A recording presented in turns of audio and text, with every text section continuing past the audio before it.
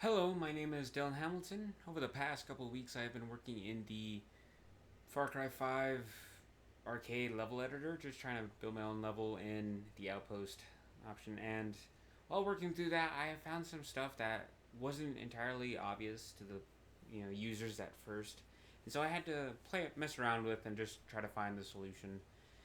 And I felt as though it's best to share some of this information that I found in case anyone else is running into these same issues. They wouldn't have to spend as much time as I did trying to figure out stuff on their own. And so, through this, I want to discuss a couple of things. One being interactable doors, another being ammo and pickup properties and how you can mess with those. And finally, I would discuss enemy idle animations to help maximize any efficiencies in your level. If you'd like to work with a stealth based level or just trying to put some more realism in there. So let's get started. As you can see, I have already put down a little house in the middle of a blank canvas, working in the outpost option, though it doesn't really matter. These are just aesthetic stuff. You can use any option for. While trying to work with these houses and stuff, you might be trying to look for a door that you can open as the player, but at the same time, while looking through the options, you might find doors that you simply just can't. So if I go into the weapons, or just the toolbox, which can be accessed on PlayStation and Xbox using the LB and L1 bumper and bring you to this wheel. We're going to go down to the options. Go to Far Cry 5, Objects. I realized I called it the options. We're going to the Objects tab. Objects, and go down to Doors and Windows. Here you'll find a bunch of doors that you can use at your disposal and just place around your level. However, when placing them, you'll find that you simply can't go through them. Quickly go into the Explore feature, and I'll show you what I mean.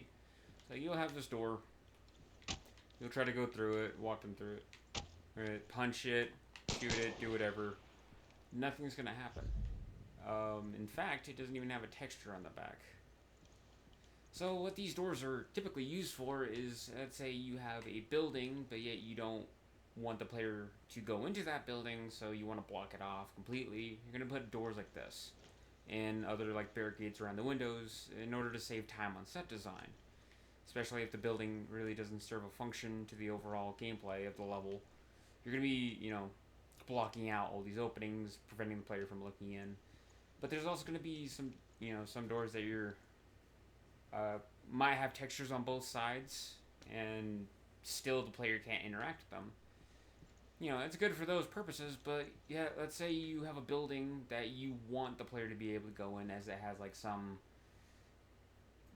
features for the player, such as either ammunition, weapons, or maybe even information. And you don't want a empty door frame, but yet you want a door in there that the player can interact with. So, after doing some searching, I've actually found some of these doors to use. So going back into the toolbox, objects, 5 objects, and as we're looking through the objects, or the door menu in the objects, we'll find that some of these doors have windows through them, as well as a more extruded bounding box. Another way that we can identify these doors from the rest is that in the name, in this little menu, you'll see door dynamic, right? It'll be door dynamic bathroom, door dynamic exterior, door dynamic green. These are the actual doors that you can interact with as the player. That bounding box means that they'll actually have a swing to them as it pivots around the point. We'll quickly go into back into the Explorer, and I'll show you what I mean. So, if I already looked at that door, this one, you can actually walk through it, and it'll even close on its own. So, the biggest thing that you could tell that these doors are interactable is that they'll have the window on them. You know, allowing you to actually see into the house itself or the building, and it gives the player an indication that hey, they can go in there if they want, because it's not completely boarded up as this door is. So we have that, and you can just simply put them around and fill in the empty spaces on your buildings and actually have something that the player can interact with, like an actual house would. Next, I want to go into the properties of the ammo and throwable pickups, which have some only has one feature, but it's pretty helpful for certain things. So we're gonna go back into the new objects tab. We're gonna go into gameplay, and these has all the gameplay elements that the player can actually interact with as they go about, such as weapons and ammo, vehicles, climbing, health, explosives, and even scripting if you want to do that. But for this, we're going to go into the weapons and ammo, and since our standard player character has a pistol, we're just going to go into the normal ammo pickup and place this on the ground.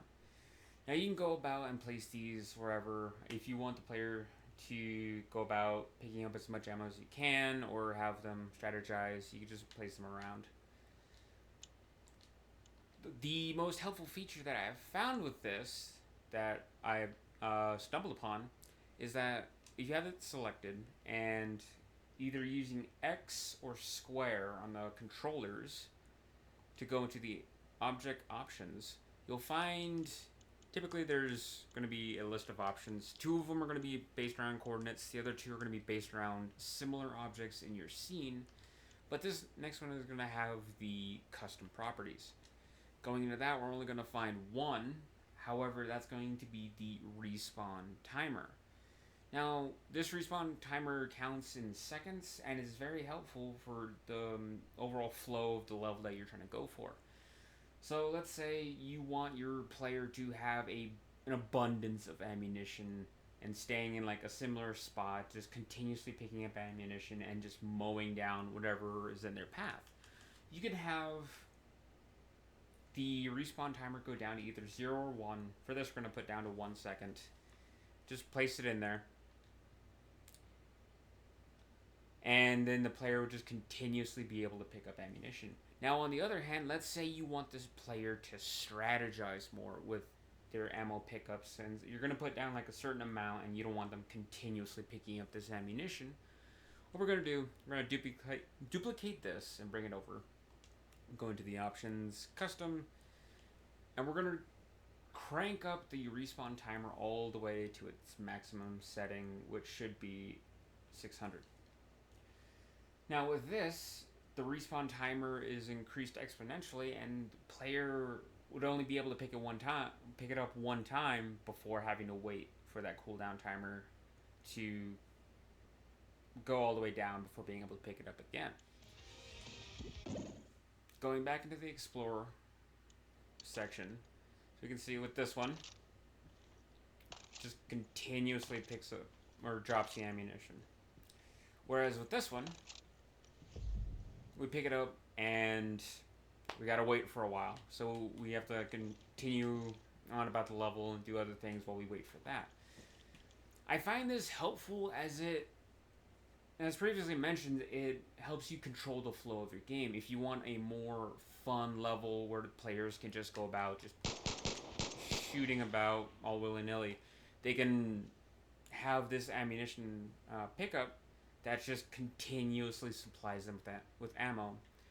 Compared to wanting a level where you want to force the player to move about the level and strategize the ammunition you're giving them. By doing that, you're forcing them to do such a thing.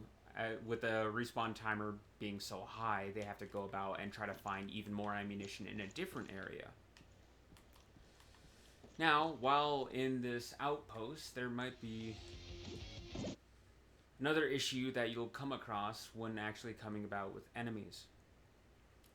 Often, you'll immediately find that you cannot have enemies set to a patrol path as they do in like a standard game where they'll like go back and forth from one point to another in a set amount of time, allowing you to like make strategic options in your gameplay.